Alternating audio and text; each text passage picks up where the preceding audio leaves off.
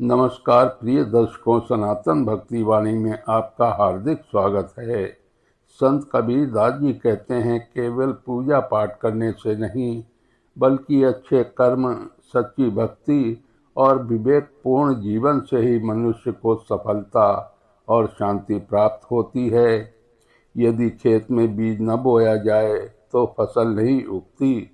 उसी प्रकार बिना प्रयास किए जीवन में सुख, सफलता और भगवान की कृपा की अपेक्षा करना व्यर्थ है। जैसा कर्म होगा वैसा ही फल मिलेगा। इसलिए हमें बाहरी दिखावे से अधिक अपने मन और आचरण को शुद्ध बनाने का प्रयास करना चाहिए।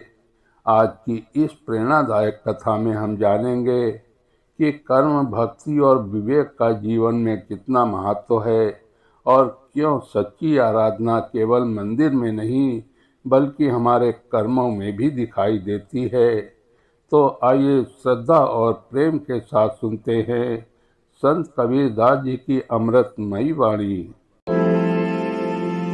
कीन्हे बिना उपाय कछु, कीन्हे बिना उपाय कछु, देव कबहु नहीं देत, खेत बीज बोवे नहीं, तो क्यों जामै खेत कबीरा, तो क्यों जामै खेत। संत कबीरदास जी कहते हैं कि बिना प्रयास किए केवल भगवान से फल की आशा करना उचित नहीं है। ईश्वर उसी की सहायता करते हैं जो स्वयं कर्म करता है।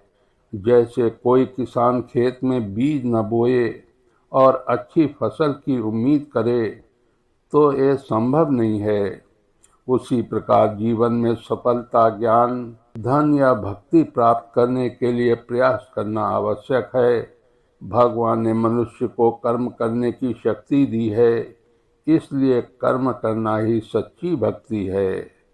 कर बुराई सुख चाहे, कैसे पावे कोय, रोपे पेड़ बबूल का, आम कहाँ ते होए, कबीरा आम कहाँ ते होए।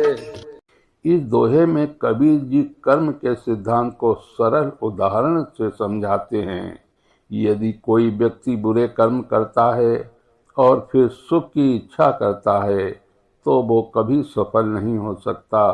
जिस प्रकार बबूल का पेड़ लगाकर आम के फल की आशा नहीं की जा सकती, उसी प्रकार बुरे कर्म करके अच्छे परिणाम नहीं मिल सकते। जीवन में सुख, सम्मान और शांति पाने के लिए अच्छे कर्म, सत्य और सदाचार आवश्यक है। पाहन ले देवल रचा, मोटी मूरत माही, पिंड फूटी पर बस रहे, 16 तारे काहीं कबीरा, 16 तारे काहीं। कबीर जी दोहे में बाहरी आडंबर पर प्रश्न उठाते हैं।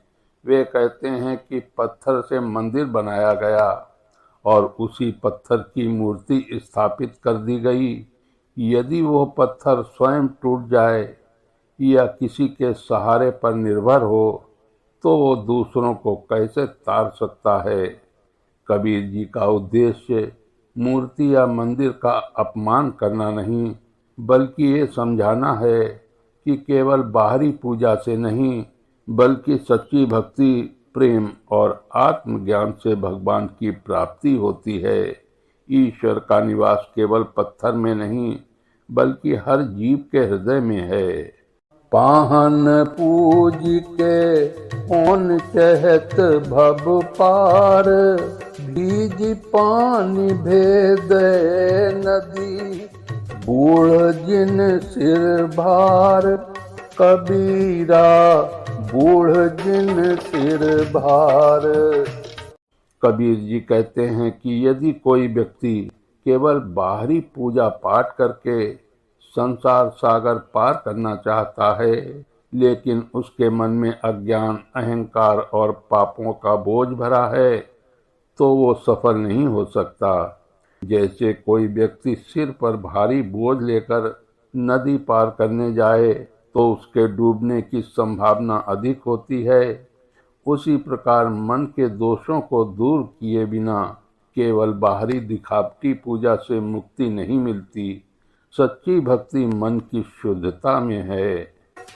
अंकिल बिहूना आदमी जाने नहीं गंवार, जैसे कपि पर बस पायो नाचो घर घर द्वार। कबीरा नाचो घर घर द्वार।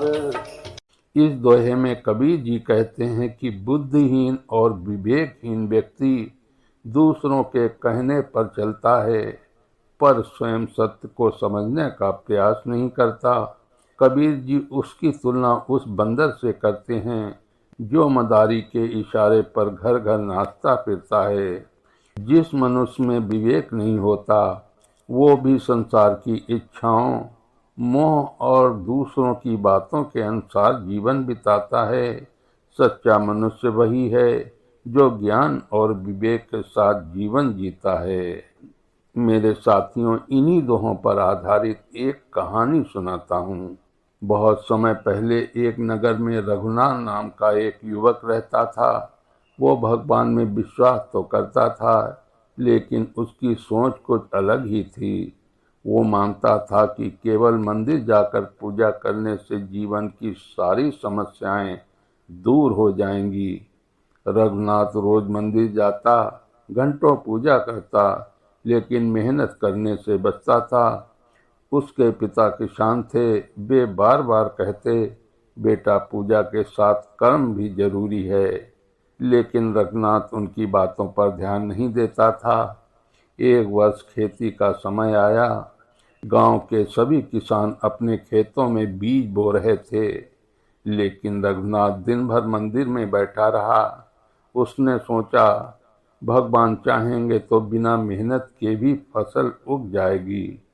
कुछ महीनों के बाद जब खेतों में फसल लहलहाने लगी, तब उसका खेत खाली पड़ा था। वो दुखी होकर गांव के एक वृद्ध संत स्वामी दयानंद के पास पहुंचा।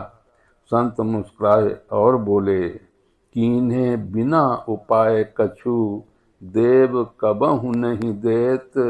खेत बीज बोवे नहीं तो क्यों जामै खेत।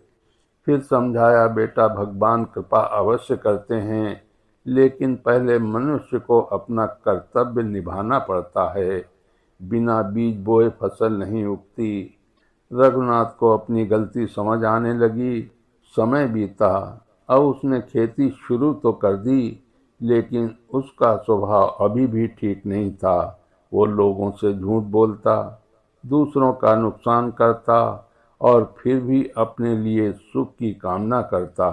एक दिन उसने संत से पूछा, महाराज मैं पूजा भी करता हूँ, फिर भी मुझे शांति क्यों नहीं मिलती।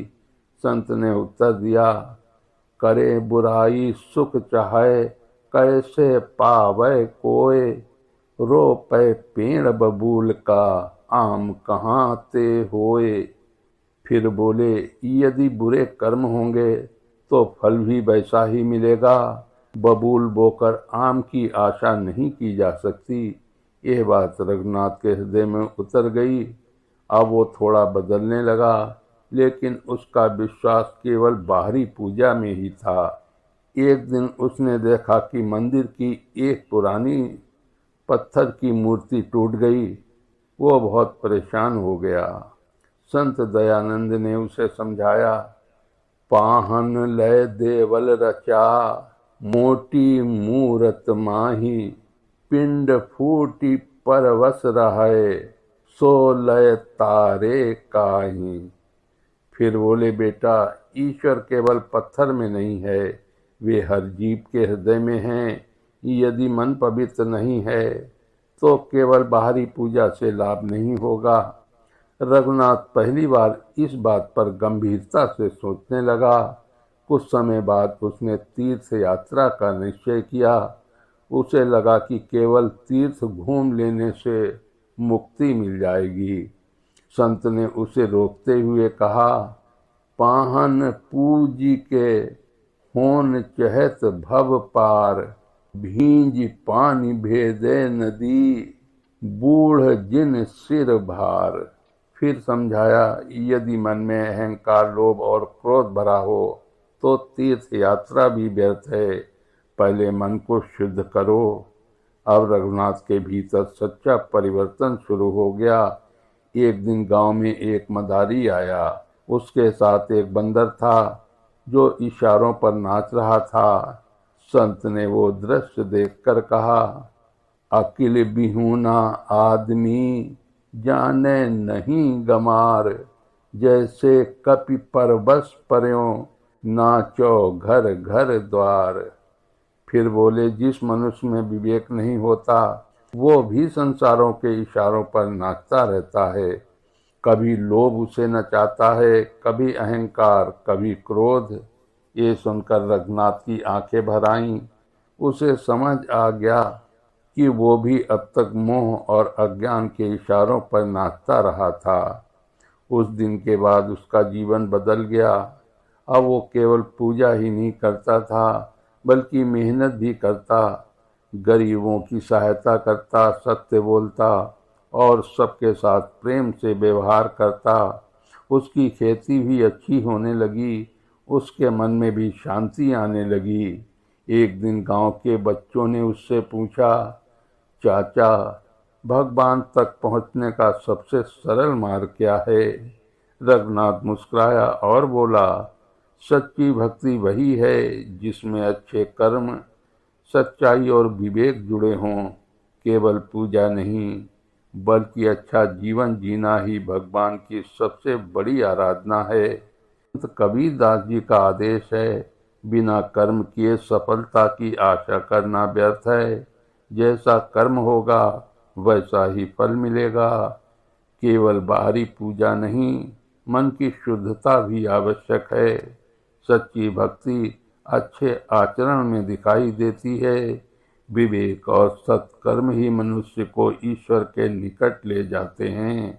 भगवान पर विश्वास रखो, लेकिन अपने कर्तव्य को कभी मत छोड़ो। कर्म, भक्ति और विवेक, यही सफल जीवन के 3 आधार हैं।